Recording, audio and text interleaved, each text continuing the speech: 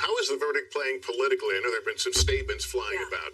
We are getting more and more reaction on this, Lester, as the hours and the minute verdict came down, notably, of course, from former President Trump, Hunter Biden's father's political opponent in the November election here. And the Trump campaigning against what they see as essentially an investigation that did not go far enough, saying it is nothing more than a distraction from what they describe as the real crime, in their words, Biden crime family here, saying that this all comes down to November 5th. That, of course, is Election Day.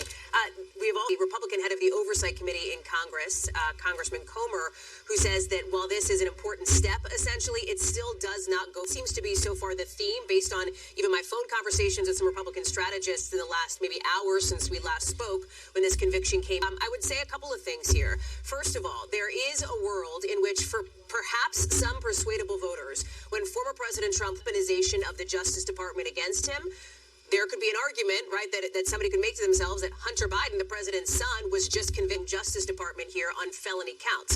The other side of the coin here is that for Democrats railing against a convicted felon, as former President Trump, who of course has been found guilty on those felony counts, now you have the president's son also convicted on felonies. All of this said, though, Lester, one thing I've heard in some of my conversations in the last little bit is a huge question mark on whether this is actually going to move voters. In other words, this means that people are aware of, that they understand, that they know that Hunter Biden has been now convicted on these charges, but does it matter as much to them as let's some chicken breast at the store, or how they're going to make sure that their kid ends up getting through school? Those bread and butter issues that we know are consistently driving vote and will be, they say, come November.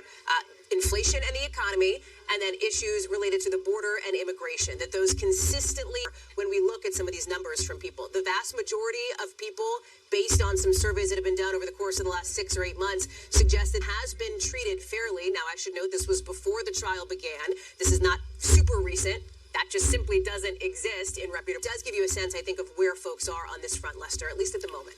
Thanks for watching. Stay updated about breaking news and top stories on the app or follow us on social media.